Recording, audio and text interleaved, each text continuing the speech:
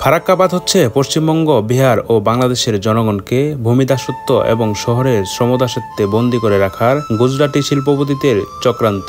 শুষ্ক মৌসুমে বাংলাদেশকে ন্যায্য পানি থেকে বঞ্চিত করা হচ্ছে, আবার ভরা মৌসুমে অতিরিক্ত পানির চাপ সহ্য করতে পারছে না বাংলাদেশের নদীগুলো। ফলে প্রায়ই দেখা দিচ্ছে বন্যা। বাংলাদেশের উত্তরাঞ্চলের মরুকরণ ও মৎস্য সম্পদের বিন্যাস সহ পৃথিবীর বৃহত্তম বনভূমি সুন্দরবনের অস্তিত্ব আজ হুমকির মুখে। দেশের কৃষি শিল্প বাণিজ্য সর্বোপরি বাংলাদেশের অর্থনীতি অপূরণীয় ক্ষতি করছে ভারত। 1983 সালে ভারত এবং বাংলাদেশ একটি অস্থায়ী পানি বন্টন চুক্তি করে। এই চুক্তি অনুযায়ী তিস্তার পানির 39% ভারতের এবং 36% বাংলাদেশের জন্য নির্ধারিত হলেও পশ্চিমবঙ্গ কখনোই বাংলাদেশকে তার ন্যায্য পানির হিস্সা বুঝিয়ে দেয়নি। অতীতের সকল তিক্ততা ভুলে তিস্তার পানি বন্টন চুক্তির নবীকরণ হওয়ার কথা 2026 সালে, কিন্তু পানি চুক্তি নবায়নে ভারতের সংসদে বাধা হয়ে দাঁড়িয়েছে তৃণমূল কংগ্রেস।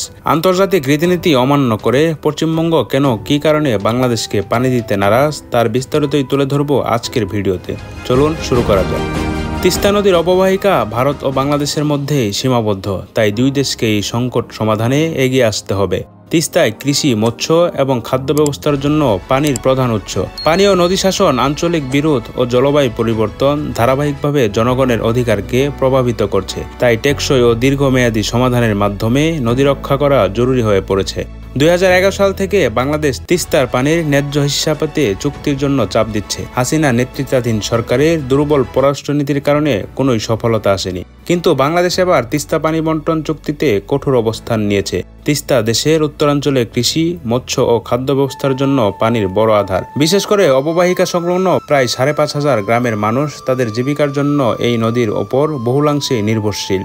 আন্তর্জাতিক আইনি বিধি ব্যবস্থা অনুযায়ী একটি আন্তদেশীয় নদী হিসেবে তিস্তার পানির ন্যায্য হিস্সা পাওয়া বাংলাদেশের অধিকার। কিন্তু 2 দশকের বেশি সময় ধরে, বিশেষ করে শুষ্ক মৌসুমে, এই নদী থেকে একচাটিয়া পানি প্রত্যাহার করে আসছে ভারত। ফলে তিস্তার বাংলাদেশ অংশে পানি প্রবাহ ক্রমেই কমে গেছে। এতে তিস্তার পানির উপর নির্ভরশীল উত্তর পশ্চিমাঞ্চলের 12টি উপজেলায় কৃষি উৎপাদন ব্যাপকভাবে ব্যাহত হচ্ছে। আবার বর্ষায় পানি ছেড়ে দেওয়ায় বাংলাদেশের উত্তরাঞ্চলে বন্যা দেখা দিচ্ছে। বিদ্যমান সংকট সমাধানে বাংলাদেশ ও ভারত যখন তিস্তা চুক্তি নবায়ন করার সিদ্ধান্ত নিয়েছে, ঠিক তার আগ মুহূর্তেই ঘোর বিরোধিতা করছে পশ্চিমবঙ্গ সরকার। পশ্চিমবঙ্গকে না জানিয়ে বাংলাদেশের সঙ্গে গঙ্গা বা তিস্তার পানি নিয়ে কোনো চুক্তি করা যাবে না বলে ভারতের সংসদে তৃণমূল কংগ্রেসের পক্ষ থেকে দাবি জানানো হয়েছে। মঙ্গলবার সংসদের উচ্চকক্ষ রাজ্যসভায় তৃণমূল কংগ্রেসের সাংসদ রীতিব্রত বন্দ্যোপাধ্যায় দাবি করেছেন, ফারাক্কা চুক্তির ফলে পশ্চিমবঙ্গের বহু মানুষকে সর্বস্ব খোয়াতে হয়েছে।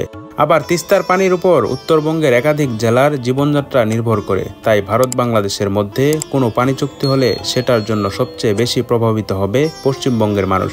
এই চুক্তির প্রভাব পড়েছে সুন্দরবনের জনজীবনে, এমনকি কলকাতা বন্দরের স্বাস্থ্য প্রভাবিত হচ্ছে। অভিযোগ, বাংলাদেশের সঙ্গে চুক্তি হলে সে সময় যেভাবে নিয়মিত গঙ্গায় ড্রেজিং করার কথা ছিল সেটা করা হয় না।